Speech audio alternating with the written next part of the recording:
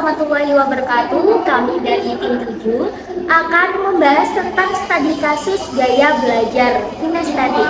Baik, sebelumnya kami izin untuk memperkenalkan diri terlebih dahulu. Saya Husni Fatimah dengan akhiran NIM 009 dan rekan saya Zulfania Zunaidi dengan akhiran NIM 059. Saya Niken Dwi Putri Triani dengan akhiran NIM 089. Saya Abdul Setio dengan akhiran NIM 029. Namanya Bacterius. Namanya Bacillus. Namanya Vibrio. Kita mau ambilin bakteri viral ya.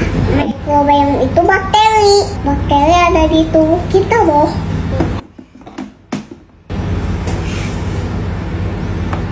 Nih, microbiome-nya seimbang. Ayo kameranya tutup dong. Oke. Ayo kameranya buka dong. Oke. Hai, aku calon dokter. Oke, sekarang Nala mau ngapain? Gitu. Aku mau jelasin microbiome. Microbiome itu apa? Bakteri yang ada di kulit dan tubuh. Bakteri itu macam-macam loh.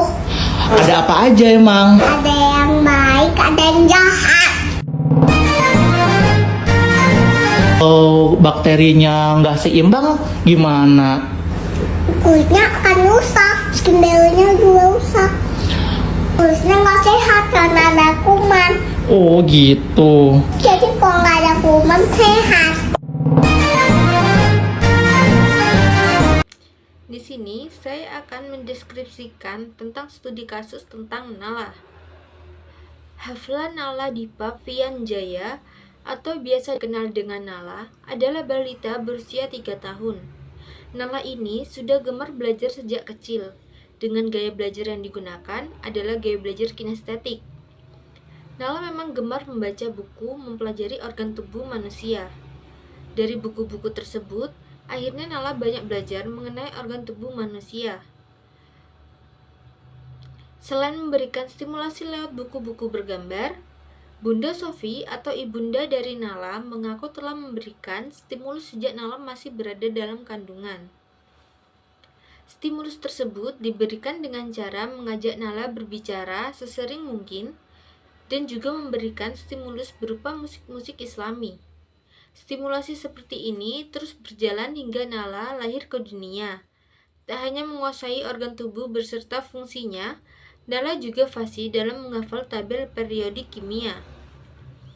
Selain bisa menghafal tabel periodik, Nala juga pandai membuat molekul kimia dari alat peraga yang disediakan kedua orang tuanya. Tak hanya molekul yang mudah, molekul-molekul sulit sekalipun bisa ia buat dalam waktu yang cepat pada usianya yang menginjak 3 tahun ini. Nala sudah lancar berbicara dengan bahasa Inggris. Nala banyak belajar bahasa Inggris dari buku serta beberapa permainan dan video edukasi yang ia lihat melalui gadgetnya. Untuk materi selanjutnya akan dijelaskan oleh rekan saya.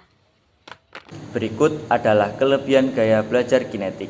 Yang pertama, pembelajaran yang lebih mendalam dan bermakna. Yang kedua, meningkatkan retensi memori. Yang ketiga, mengembangkan keterampilan motorik. Yang keempat, meningkatkan konsentrasi dan fokus. Yang kelima, mendorong kreativitas dan inovasi. Yang keenam, meningkatkan keterlibatan dan motivasi.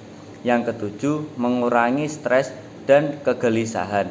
Yang kedelapan, mendukung pembelajaran kolaboratif.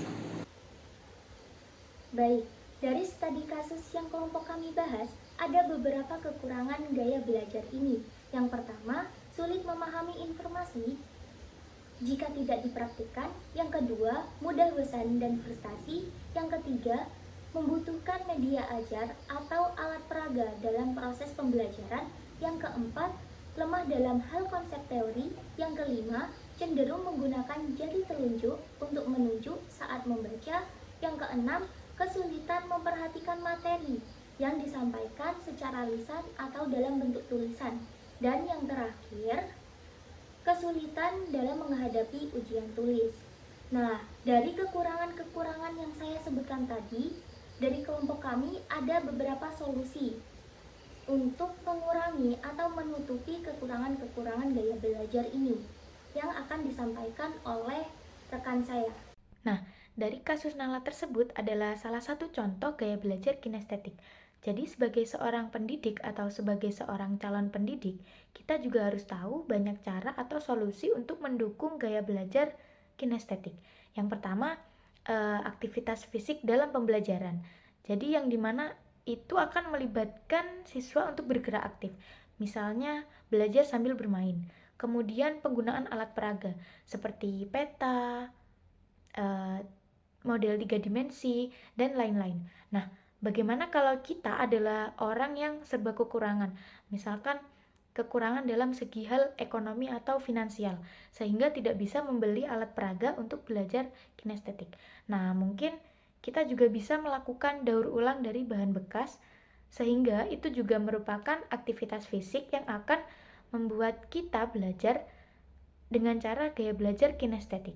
Kemudian selanjutnya belajar dengan melakukan atau ikut serta bergerak.